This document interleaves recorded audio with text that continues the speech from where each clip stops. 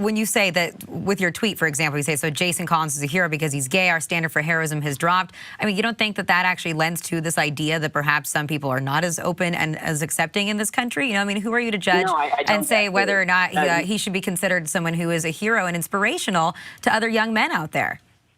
Well, here's actually the problem that I have. I think that you can accept and tolerate people's behavior, and that, you know, demonstrates non-homophobia. I think that it is ridiculous to suggest that just because you're not celebrating, you know, on the cover of Sports Illustrated, somebody coming out of the closet, and you think, you know, it's relatively unimportant in the grand scheme of things because people should be able to live their lives the way that they want. I don't really understand.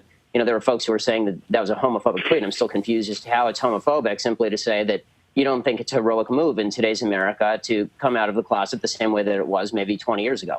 Jared, do you have any thoughts on this? I mean, what's your response to, you know, to Ben's take here? Yeah, it's, I mean, it's truthfully, it's a little disturbing hearing some of that, but I get it. I hear, you know, after I came out and I'd hear a lot of, well, what do you need to tell us for anyway?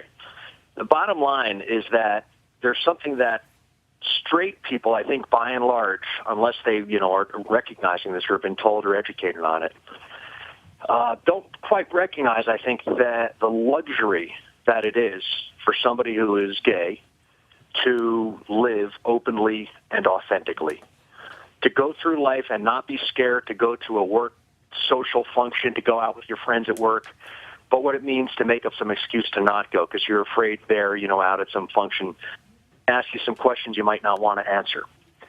The level of heroism, I mean, we have heroes every single day in all aspects of life. Jason Collins didn't do what he did to become a superhero. Jason Collins did what he did. And again, I'm not inside his head, but I'm just guessing, to live openly and authentically, to live his life.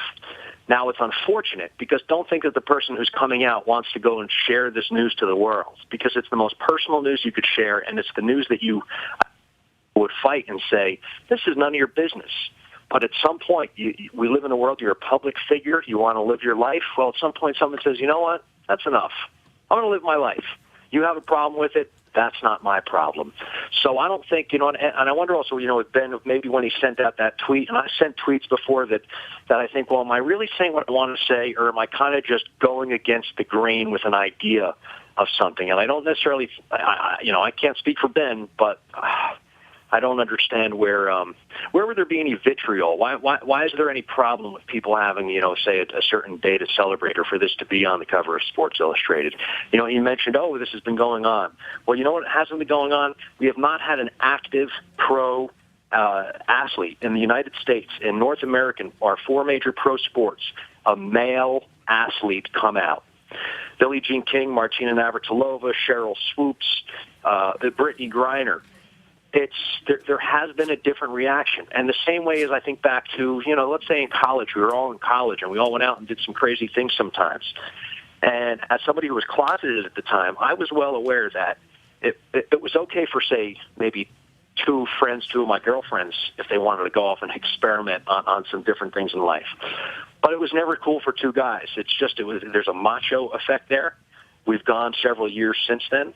And I think it's okay now it's not that weird for even a professional basketball player to say, yeah, I'm gay. Well, let's let Ben respond. I mean, Ben, do you have anything to say to that as to, you know, what Jared... No, I totally agree with a lot of that. I mean, I especially agree with what he said at the very end, where he says that, you know, it's not that strange anymore for folks to be gay. And that's why I think that it's a mistake for the media to portray it as though this is some groundbreaking moment, when the truth is there is no resistance here. There is nobody who is really coming out and saying, I have yet to hear the response really saying that Jason Collins should not have come out of the closet. I'm still, no one has said that. But the thing is, Ben, you have to realize, it as a great triumph, I'm wondering why. Let me read a comment from one of our viewers. This one's from the Norwegian 76, who says, this is the Republican way to deal with social issues, pretend that they do not exist. And I think that he does have a little bit of a point there, in that there still is a lot of bigotry in this country. We still have laws on the books that deny people equal rights when it comes to the right to be able to visit their loved ones in the hospital, the right to be able to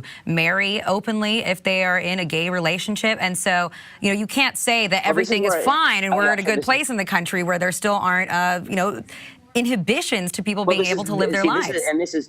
This is what I think is the real agenda in large part. I think the idea of equating, you know, support for traditional marriage with tremendous anti-gay sentiment that would put Jason Collins back in the closet is silly, and I think it's actually the real political agenda underlying a lot of the kind of coverage of issues like this. We're all happy for Jason Collins. He can live the life that he wants to live. I don't think that it is worthy of saying that America's such a homophobic, nasty place that we have to, treat this as some sort of grand breakthrough in the American experiment. Hey, Ben, let me ask you something. Do you have kids, Ben? I don't. Ben, you don't. Are you going to have kids one day, maybe? I hope so. Okay. You have a couple kids. You have your son one day, he comes home, and he tells you, hey, listen, I'm the all-star of the baseball team.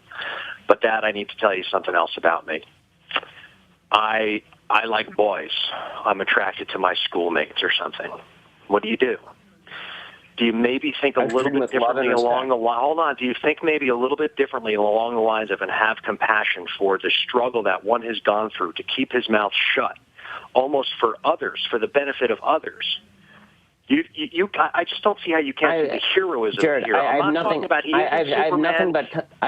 but compassion for these folks, and I have nothing but compassion for Jason Collins. And I hope he lives the life he wants to live. What I don't think is appropriate is slandering the American people by implication as a bunch of nasty folks who are out to get folks like Jason Collins. I just don't see that in today's America. Who's slandering American folks? I'm saying this is a great day for American people. This is a huge day for Americans. Jared, you just said to me that, people like me, people who are conservative, would not even accept, presumably, their own sons if their sons came home and said they were gay. And I never didn't use any word conservative. I'm just hearing this. I'm thinking, I don't get it. Why is there...